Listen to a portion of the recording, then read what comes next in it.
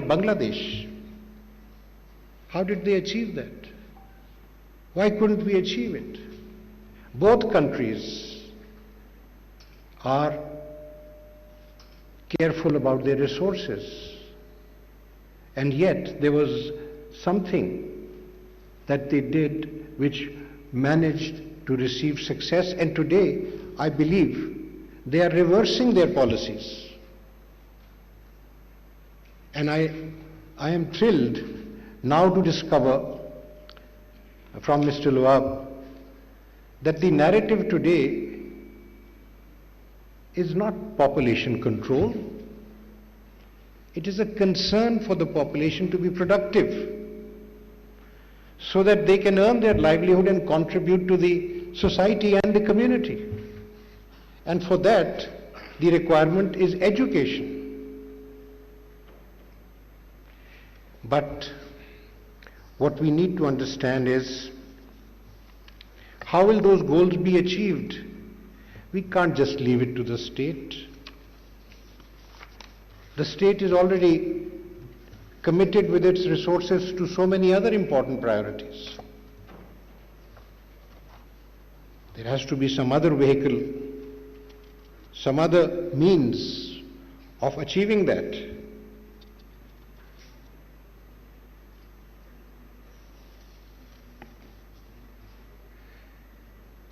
I would submit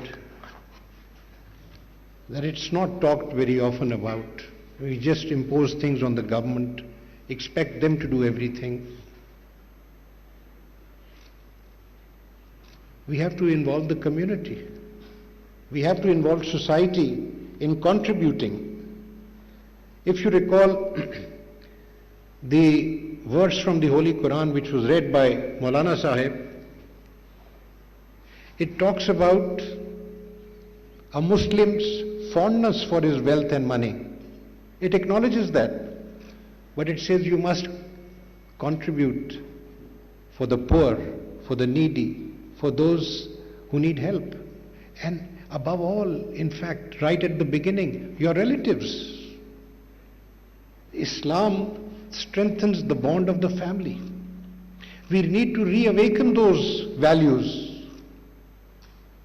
We have become concerned about individualism, about ourselves only.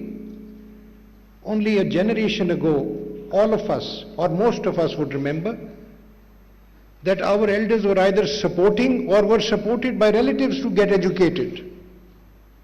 I can say that for my elders.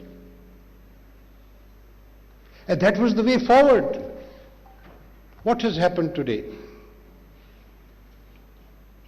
But all that I am trying to emphasize is that when we bring in people into the matrix that will be interacting with society and giving them education, giving them skill-based education, empowering them, it will be then that we will see the fruits in other forms, which is managed families, spacing, choices being exercised, women being respected.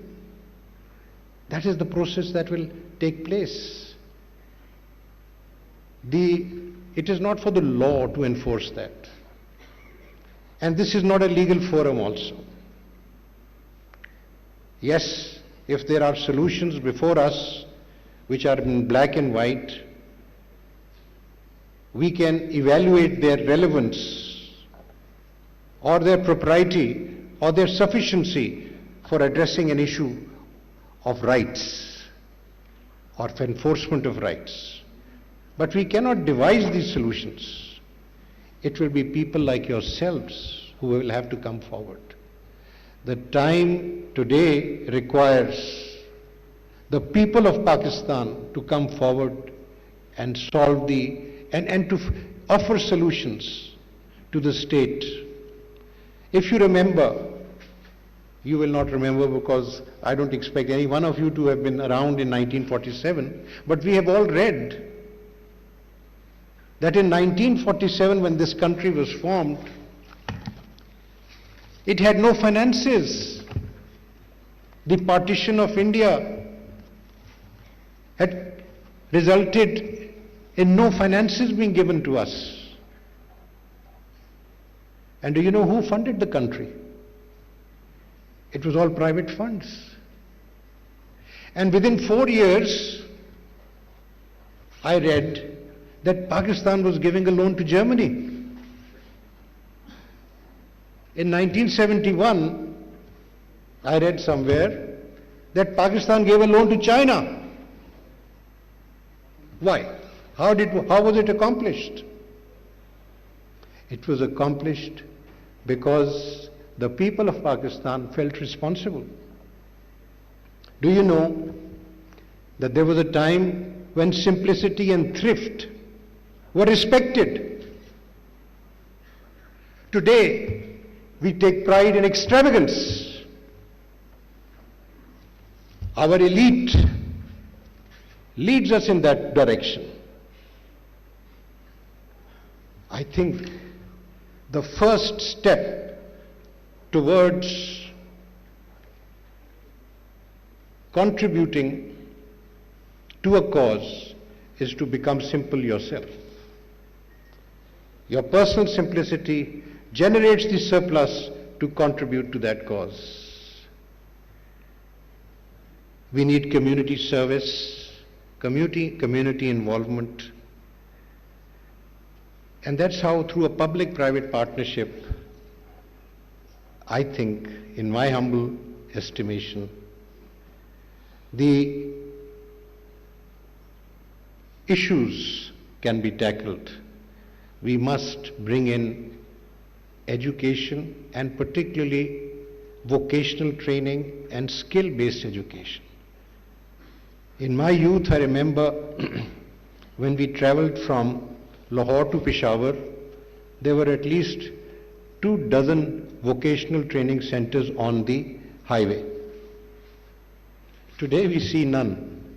Where have they gone? You see, these are things we must go back to, the simple solutions. And our lives and our requirements and needs must be simplified.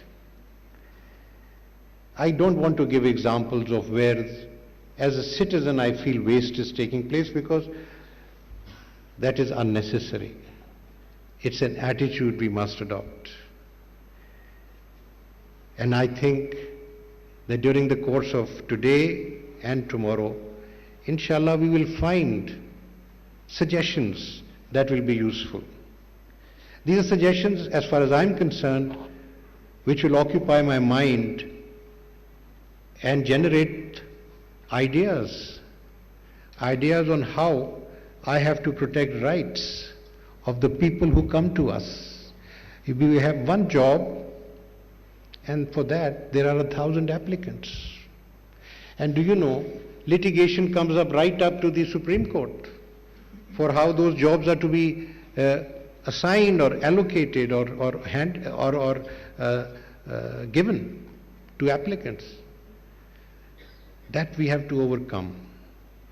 We have to create opportunities, we have to create talent and skill, so that our population not only provides the services required in Pakistan, but also answers the requirements of jobs abroad.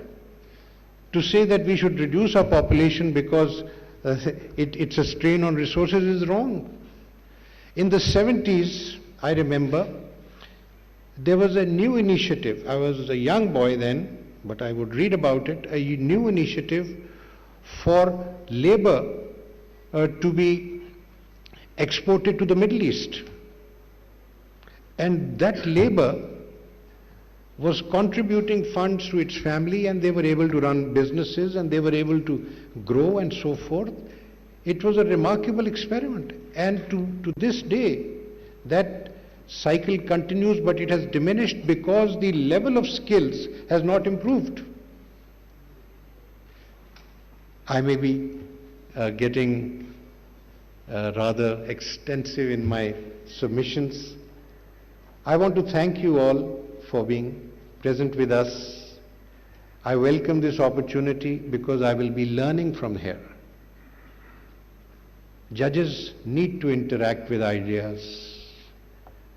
We need to understand what are the needs of people and what are the needs of society, and what they are thinking, what the people are thinking, what our intellectuals are thinking. I look forward to a wonderful discourse, and at the end, I thank the Law and Justice Commission, supervised by the fantastic three-member committee of judges who showed us their managerial and administrative skill. It's very impressive. I congratulate them. I thank also the kind of interest which the UN FPA has taken in this event, and in any case the subject of population concern in Pakistan. The government of Pakistan has been helpful as always, which is also appreciated. Thank you very much. Chief justice of Pakistan Umar Bandial कौमी conference से खिताब कर रहे थे, जो कि आपने मुलाहिजा किया। और इसी के साथ डॉन न्यूज़ से इतना ही। एक ब्रेक के बाद हाजिर होंगे न्यूज़ हेडलाइंस के साथ। आप रहिएगा।